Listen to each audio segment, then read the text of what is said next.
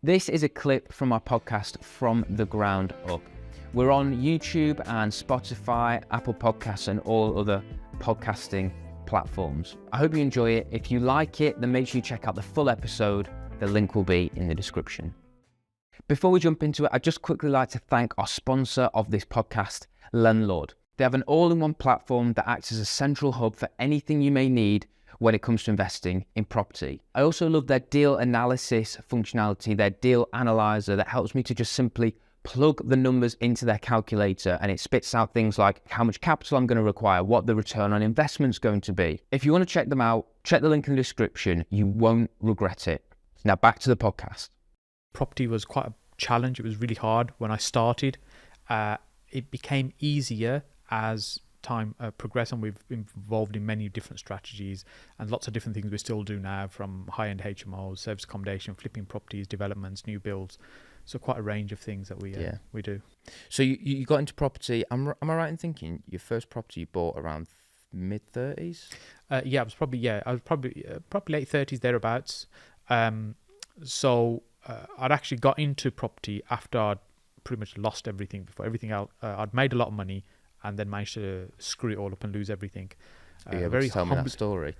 Say again? Are you able to tell me that story? Yeah. So when I left university, we got into selling computer equipment. And at that time, it was, because I was always fascinated by computers, because I actually started making money selling computer games while I was still at school. And I built up a little bit of money there. When we went to university, I was never an overachiever or an underachiever. I was just about achieved enough not to get kicked out through university and college. I was there academically, and it was at that time there was no cost you'd incur by going to university. In fact, you got a grant, the fees were paid for and things as well. So it was just something you just did straight after college. And great housemates I used to live with, and we were all thinking about business and what we should be doing.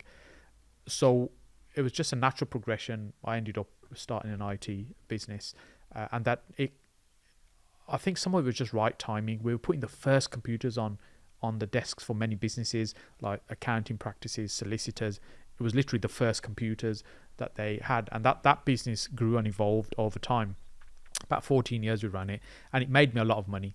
And I think it created a lot of arrogance in me as well. And I thought, I can do this. I can do pretty much anything. And really, I grew too quickly and didn't really understand enough about business, because I never really had any proper business experience. We were just figuring it out as we were going along.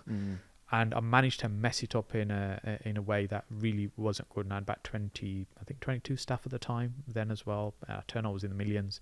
And literally the whole thing just came tumbling down, imploded, and wiped us out, and I basically just lost everything. So at that time I was I still didn't accept it was my fault. I was trying to blame everybody else. I said, it's our suppliers, our customers, it's the climate, it's this, it's that. And probably about 6 months of kind of licking my wounds and before I started facing the facts, and the person that you look at in the mirror every morning is the one that's got you to where you are, because the decisions we make each and every day. And realizing actually, I have to accept it's my doing that I've ended up here.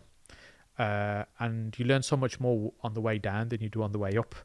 And that started humbling me a little bit more.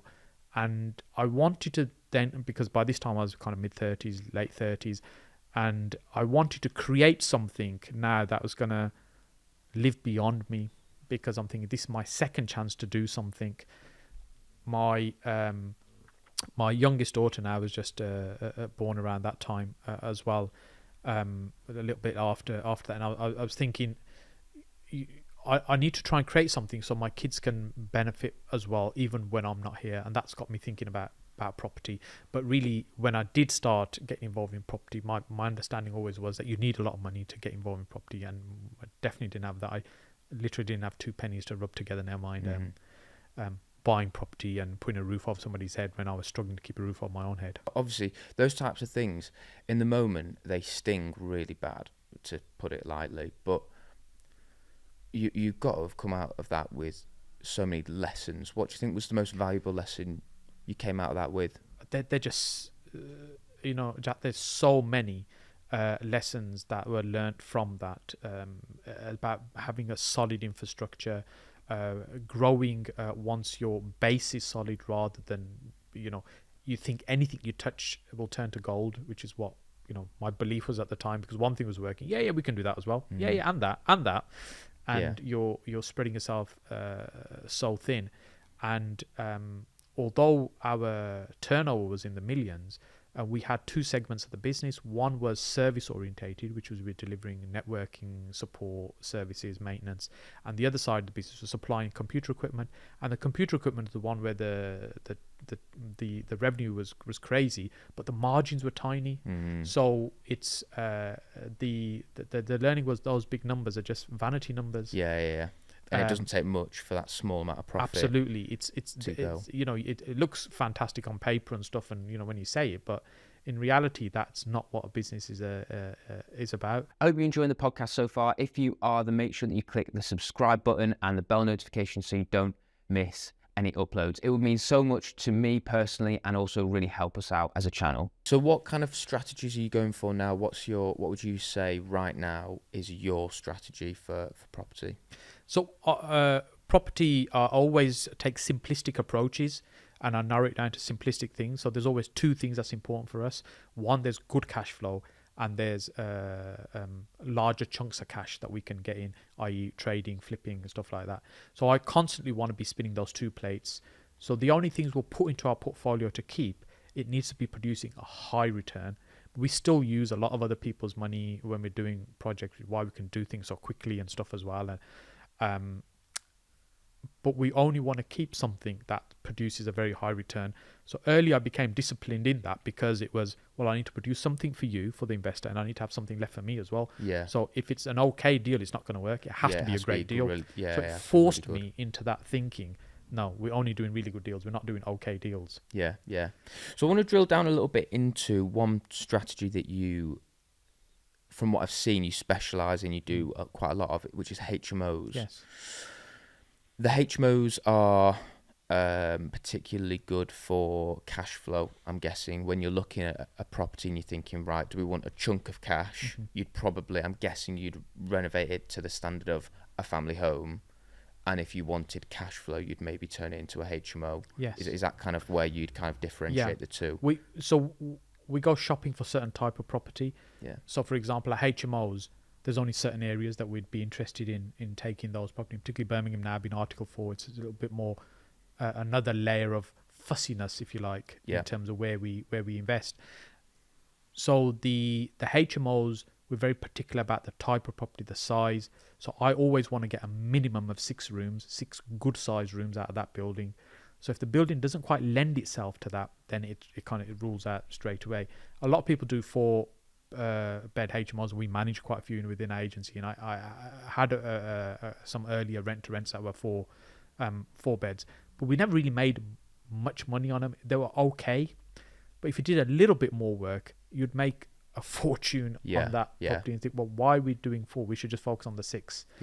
And the 6, and the reason the 6 works well as well, because at that point we didn't need planning permission. You just go and do them, and so 6 and 7 is our sweet spot. That's what we like. So when we're looking at a property, it's not, can we turn this into a HMO? Is it in the location we would want to run a HMO?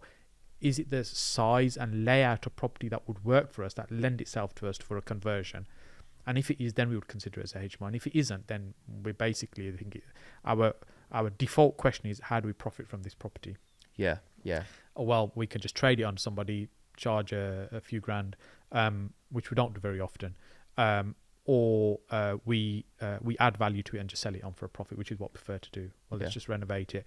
And our renovation would be dependent on who the product's for. So always start backwards in who's going to end up living in this property, who's going to own it, and what do they want, and then just create that for them.